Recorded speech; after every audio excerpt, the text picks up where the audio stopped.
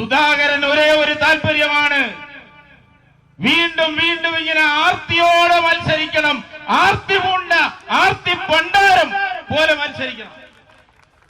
ഒറ്റ കുത്തരമേ ഉള്ളൂ, എട്ടാമത് നമ്മൾ മത്സരിപ്പിച്ചില്ല.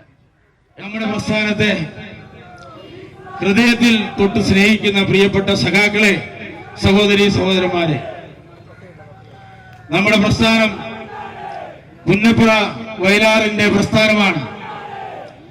ആ പ്രസ്ഥാനത്തിന്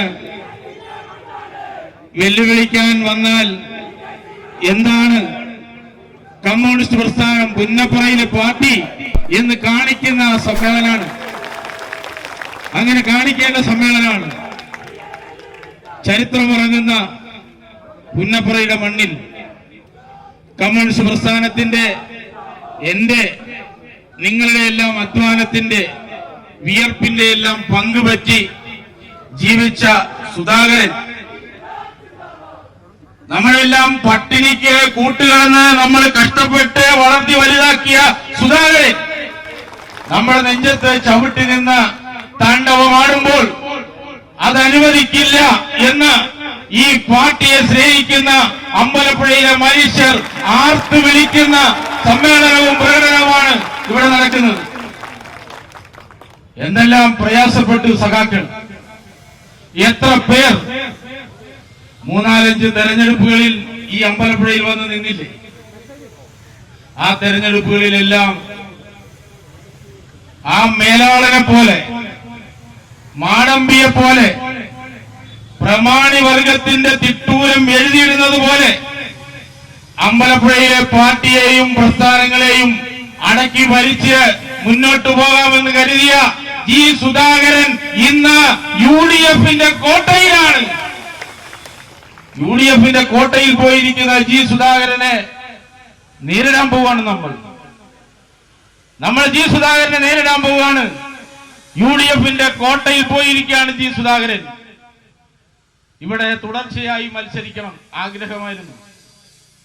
നമ്മള് വാർത്താ മാധ്യമങ്ങളുടെ ആളുകൾ നമ്മളോട് ചോദിച്ചു, എന്താണ് പ്രതിഷേധം?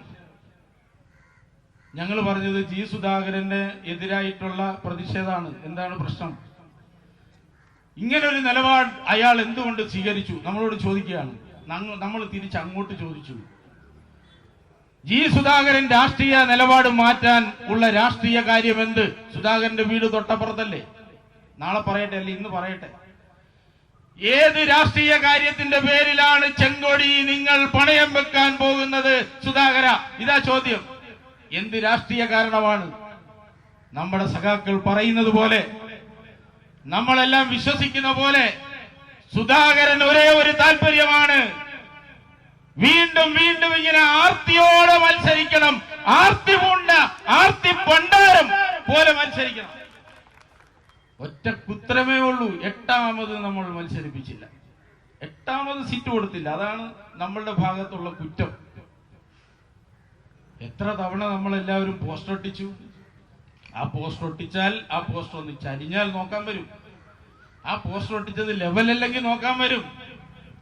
എന്നിട്ടും സഖാക്കൾ പണിയെടുത്തില്ലേ?